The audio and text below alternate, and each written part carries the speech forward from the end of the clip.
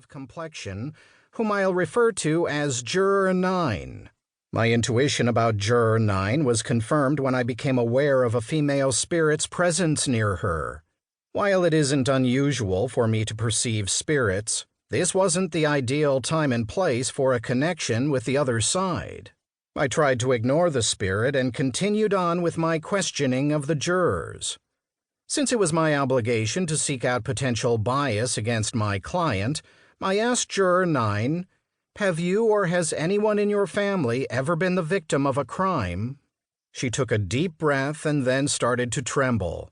"Yes, about a year ago."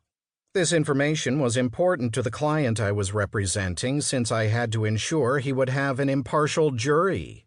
Apparently, this was also important to the spirit who wanted to communicate with Juror 9 because my link with the spirit intensified. I felt a tightening around my throat, which indicated to me that the spirit had a problem breathing prior to her physical death. I continued, "What type of crime was that, if I may ask?" "My sister was in a foreign country when an escaped mental patient strangled her. Then he dismembered her body and threw it in a dumpster, like she was garbage." Juror 9 burst into tears as she covered her face with her hands. I was aghast. The courtroom became extremely still. A few people gasped. One of the other jurors looked like he might become ill.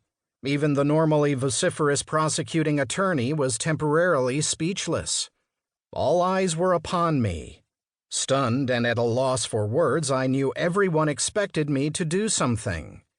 My professors in law school certainly hadn't taught me how to deal with this situation. I'm so sorry. I can't even imagine what you and your family have been through," came stumbling out of my mouth. "I wish I had the right words to console you." "What could a lawyer possibly say to make me feel better?" Juror 9 replied bitterly. "Please forgive me for bringing up such a painful memory," I responded. "Painful? You have no idea what painful is," she said, struggling to regain her composure. I wanted to move on, but Juror 9 was in agony, and her sister's spirit had come to her rescue.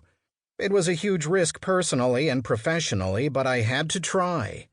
"Perhaps if she were here, your younger sister would want you to know that her immortal soul lives on. They tell me that in grief counseling at my church. I'm sorry for being angry with you. It's not your fault. Please forgive me," Juror 9 said softly. "Maybe it's foolish, but I pray every day just to hear from my sister, just to know she's okay." A message from her sister's spirit resonated through me. I had to deliver it. Maybe when it comes to hearing from heaven, sometimes no news is good news. I relayed the message. "No news is good news," Juror 9 repeated excitedly as she sat up straight. "That's something we always said to each other. It was our secret inside joke. How in the world do you know that? Or that she was my little sister?" "Objection," boomed the prosecuting attorney. "Sustained," the judge ruled. "Mr. Anthony, I don't know what purpose this discourse is supposed to accomplish. Please move on to another juror." Wiping the tears from her eyes with a tissue, Juror 9 looked at me and smiled gently. "Thank you. That made my day." I am often asked how I can be both an attorney and a medium at the same time. Having a foot in both worlds is challenging at times, yet I've never seen them as conflicting.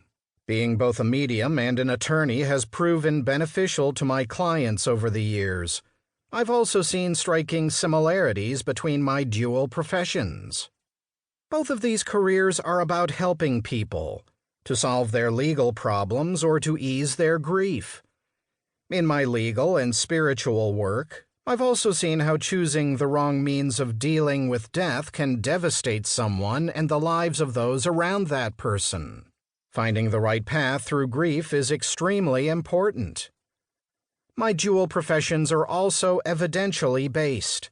As an attorney, I've been trained in critical thinking. I'm naturally skeptical and insist upon having verifiable evidence before accepting something as a fact.